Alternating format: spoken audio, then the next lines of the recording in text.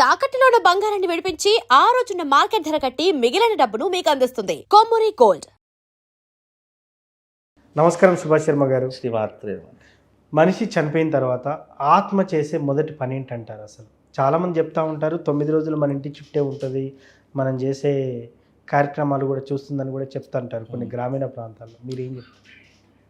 మనిషి యొక్క ఆత్మ ఈ యొక్క ఆత్మలకు సంబంధించినటువంటి అంశాలు కనుక చూసుకున్నట్టయితే ఇది మహాభాగవత ప్రకారంగా చూసుకున్న లేదా భగవద్గీత ప్రకారంగా చూసుకున్న శ్రీకృష్ణుడు హితబోధ చేసేటటువంటి సమయంలో నేను చెప్తున్నాను, ఒక శరీరం వదిలినటువంటి ఆత్మ కొత్త శరీరానికి ప్రవేశింపబడుతుంది.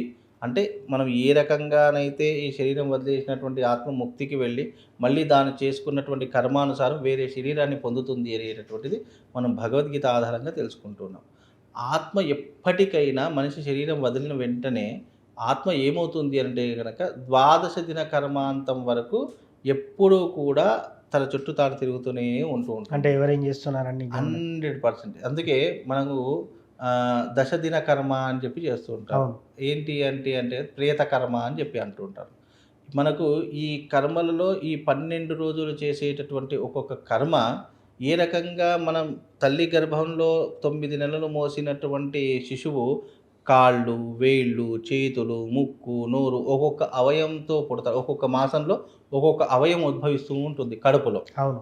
కాబట్టి పిండస్థ శిశువు ఏ రకంగానైతే అవయవాలు పోసుకుంటూ పుడుతున్నాడో మనం చేసేటటువంటి ఈ దశదిన కర్మ 10 రోజులు చేసేటటువంటి దశదిన కర్మలో భాగంగా మనం చేసే ఒక్కొక్క కర్మలో ప్రథమేహని, ద్వితీయేహని, తృతీయేహని అని చెప్పేసి ఇలా 10 రోజులు చేసేటటువంటి కర్మలో ఆ యొక్క ఆత్మను శరీరం వదిలిపెట్టినటువంటి ఆత్మ నుంచి కూడా గాలి, నీరు, నిప్పు, భూమి పంచతత్వాత్మకమైనటువంటి ఒక్కొక్క విధానం కూడా పంచభూతాల్లో కలిసిపోతుంది అనేటటువంటిది శాస్త్రీయం. అందుకే ఈ 10 రోజులు చేసేటటువంటి కర్మ ఏదైతే ఉంటుందో ఆ 10 రోజుల కర్మ ఆ ప్రేతం ఎప్పుడూ కూడా చూస్తూ ఉంటుంది. బంధువులు ఎవరు వచ్చారు, చుట్టాలు ఎవరు వచ్చారు, ఎవరు అయిన వాళ్ళు, ఎవరు కాని వాళ్ళు, నేను జన్మనిచ్చినటువంటి నా యొక్క పుత్రులు కావచ్చు, లేదా ఇంకా ఎవరైనా కావచ్చు, రక్త సంబంధికులు కావచ్చు, నా గురించి ఏమేం చేస్తున్నారు, ఎలాంటి కర్మలు ఆచరిస్తున్నారు, ప్రేత సంస్కారం చేస్తున్నారా లేదా, నాకు మోక్షప్రాప్తిని కలిగిస్తున్నారా లేదా, ఇవన్నీ చూస్తూనే ఉంటుంది. కానీ అది ప్రత్యక్షంగా ఎవ్వరికీ కనిపించదు. గరుడ పురాణం ప్రకారం చెప్పినటువంటి విషయాల్లో ఒక మనిషి శరీరం వదిలిపెట్టిపోయిన తర్వాత తాను ఆత్మ ఏ రకంగా సంచరిస్తుంది. ఆత్మ ఇప్పుడు అంగుష్ట పరిమాణంలో ఉంటుంది.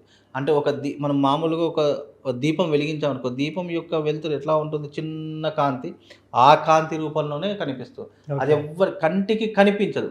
దృశ్య అదృశ్యరహిత అని చెప్పేసి అన్నారు. అంటే మనకు అదృశ్య రూపకంగా కనిపించేటటువంటి వాటిలో ఈ యొక్క ఆత్మ అనేటటువంటిది ఒకటి. కాబట్టి కర్మను పూర్తిగా అందుకే పితృదోషాలు ఎందుకు వస్తాయి, పితృకర్మలు ఎందుకు వస్తాయి, మా నాన్నకి అన్నీ చేశాను, నేను ఇది చేశాను, అది చేశాను అని చెప్పుకునేటటువంటి వాటిలో ఎవరైతే పితృకర్మలను సరిగ్గా ఆచరించరో అలాంటి వారికి పితృదోషాలు అంటుకుంటూ ఉంటాయి. ప్రేతకర్మ ఎవరైతే చేయరో.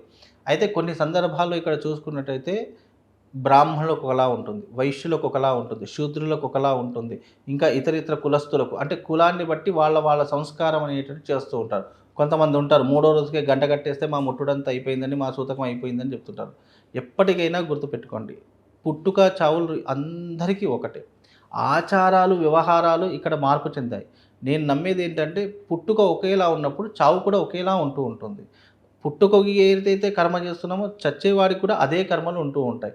కాబట్టి ఏదైతే ప్రేత సంస్కారం చేయనటువంటి వ్యక్తులు ఉంటారో వాళ్ళ వంశాన్ని అంతటికీ కూడా పితృదోషాలు సంక్రమించి వాళ్ళ వంశం నిర్వీర్యమైపోవడము, లేదా వాళ్ళ కుటుంబంలో అందరూ ఆడపిల్లలే పుట్టడము, ఒక 2-3 తరాల వరకు అందరికీ ఆడపిల్లలే పుట్టడము, లేదు అని అంటే కనుక జీవితంలో ఎంత సంపాదించిన వృద్ధిలోకి రాకపోవడం, ఇవన్నీ కూడా పితృదోషలో కర్మంలో భాగంగా వస్తున్నాయి. పెళ్ళిళ్ళు కాకపోవడం, విడాకులు జరగడము, కుటుంబంలో అశాంతి ఉండడము, గొడవలు జరగడం, ఇవన్నీ కూడా పితృదోషాలకు సంబంధించినవి. కాబట్టి ఇది జాతకంలో ఏ ఏ పితృదోషం అనేటటువంటిది కూడా సూచించబడింది. కాబట్టి ప్రేతకర్మ చేయకపోతే పితృదోషాలు సంక్రమిస్తూ ఉంటాయి. కాబట్టి పితృకర్మ ఆత్మ అనేటటువంటిది ద్వాదశి దినాంతం వరకు ఎక్కడికి వెళ్ళదు, అక్కడే ఉంటుంది. ద్వాదశనం అయిన తర్వాత సంవత్సర సూతకం, ఏటి సూతకము అని అంటూ ఉంటాం. దానికి అర్థం ఏంటి అంటే ఆ యొక్క ఆత్మ ముక్తికి, అంటే స్వర్గానికి కానీ నరకానికి కానీ, అంటే ముక్తి పొందడానికి పయనం చేసేంత వరకు సంవత్సర కాలం పడుతుంది. కాబట్టి ఆ ఆత్మకు సంవత్సర కాలాంతం వరకు ఏమీ ఉండదు, అంటే ముక్తి ఉండదు. అందుకే ఆత్మ అనేటటువంటిది ప్రయాణించేటటువంటి సందర్భంలో సంవత్సర కాలం పడుతుంది. కాబట్టి మనం అందుకే ఇంట్లో సంవత్సర కాలాంత వరకు శుభకార్యాలు చేయకూడదు, ఎలాంటి పెళ్ళిళ్ళు చేయకూడదు, ఎలాంటి వ్రతాలు చేయకూడదు, ఏ దేవాలయాలకు వెళ్ళకూడదు. ఒకవేళ వెళ్ళినా దండం పెట్టుకొని రావాలే తప్ప పూజలు, వ్రతాలు, నోములు, అభిషేకాలు చేయకూడదు. ఎందుకన్నానంటే ఆ శరీరము ఆత్మ శరీరం వదిలిపెట్టినటువంటి ఆత్మ తను ముక్తిని పొందడానికి సంవత్సర కాలం, అంటే ప్రయాణ కాలం సంవత్సర కాలం పడుతుంది. అంటే మన క్యాలిక్యులేషన్ ప్రకారము, వాళ్ళ క్యాలిక్యులేషన్ ప్రకారం ఇలా వస్తారు, అలా వెళ్ళిపోతారు. కానీ మన భారతదేశ కాలమాన ప్రకారం సంవత్సర సూతకము అని అంటుంటాం. అందుకే ఆత్మ ఎప్పుడూ 12 రోజుల వరకు సంచరిస్తూ ఉంటుంది. 10 రోజులే, 12 రోజులు కాదు. ద్వాదశ దిన కర్మ అయిపోయింది అంటే ఆ ముతికి ఆ యొక్క ఆత్మ ఆ యొక్క లోకానికి చేరుకోవడానికి సంవత్సర కాలం పడుతుంది అనేటువంటిది గరుడ పురాణంలో చెప్పినటువంటి విషయాలంటే. సార్, పితృదోషం అని చెప్పారు ఇందాక. ఈ పితృదోషం అనేది మోక్షనారాయణ బలిపూజ వల్ల పూర్తిగా దాని నుంచి విముక్తి పొందవచ్చు అంటారు. పితృదోషానికి అనేక రకాల మార్గాలు ఉన్నాయి. దీనికి నారాయణ నాగబలి చేస్తుంటారు. పితృకర్మలు అంటే దీనికి ముఖ్యంగా చేయవలసినటువంటి వాటిలో పితృదోషానికి 3 రోజుల కర్మలు ఉంటాయండి. ఎలాగైతే ఒక చనిపోయినటువంటి ఇంట్లో సూతకం పాటిస్తామో దానికి క్రమ పద్ధతితో చేయవలసినటువంటి పద్ధతులు ఉంటాయి. అందుకే నేను ప్రతి నెల నాసిక్ త్రంబకేశ్వర్కి వెళ్ళేసి కొంతమంది, అంటే ఎవరైతే పితృదోషం కలిగినటువంటి వాళ్ళు ఉంటారో వాళ్ళని తీసుకొని వెళ్ళి పూజ చేయిస్తూ ఉంటాను. బికాజ్ ఎందుకు అంటే ఇక్కడ చేసేటటువంటి పద్ధతి వేరే, నాసిక్ త్రంబకేశ్వర్లో చేసేటటువంటి పద్ధతి విధి విధానంగా ఉంటుంది. బికాజ్ ఏంటి అని అంటే మన తెలుగు రాష్ట్రాలకి నార్త్కి చాలా డిఫరెంట్ ఉంటుంది. అందుకే ఏమంటున్నాను, నేను వెళ్ళి చేయిస్తాను, వాళ్ళతో చేయించను. బికాజ్ ఎందుకు అని అంటే కనుక అక్కడ పద్ధతులు వేరే. మన శాస్త్ర ప్రకారం ఏం చెప్పారు అని అంటే 3 రోజులు చేయవలసినటువంటి కర్మలు ఉంటాయి. మొదటి రోజు నారాయణ బలి, రెండవ రోజు నాగబలి, మూడవ రోజు సపిండి శ్రాద్ధ కర్మ. ఈ 3 ప్రకారాలు చేస్తే పితృదోషం తొలగిపోతుంది, వంశవృద్ధి కలుగుతుంది. జీవితంలో డెవలప్మెంట్ కావడానికి పితృదోషాలు ఉంటే తప్పకుండా సంప్రదించి మోక్ష నారాయణ బలి, నారాయణ నాగబలి చేసుకోవాలి.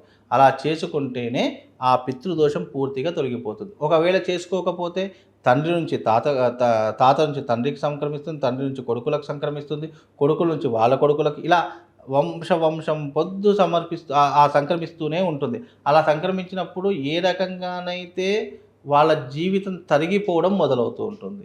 ఎలాగైతే మనం ఇప్పుడు ఉన్నత స్థాయిలో ఉంటామో పితృదోషం ఉన్నటువంటి వాళ్ళు వంశాలు అనేవి తరిగిపోతూ వాళ్ళు కింది వ్యవస్థకు పడిపోవడం అనేటువంటి ప్రారంభమవుతుంది. అందుకే పితృదోషం మోస్ట్ పవర్ఫుల్. కాబట్టి అది ఉంటే జీవితంలో వృద్ధి ఉండదు, అలాగే జీవితంలో ఎదుగుదల ఉండదు, డబ్బు ఉండదు, ఎప్పటికీ గొడవలు, ఎప్పటికీ ఇబ్బందులే అండి. అందుకే పితృదోష పరిహారం తప్పకుండా చేయించుకోవాలి. సో మొత్తానికి మనిషి చనిపోయిన తర్వాత ఆత్మ ఏం చేస్తుంది అనే దానికి చాలా చక్కటి వివరణ ఇచ్చారు గురువు గారు. ధన్యవాదాలు. శ్రీమాన్.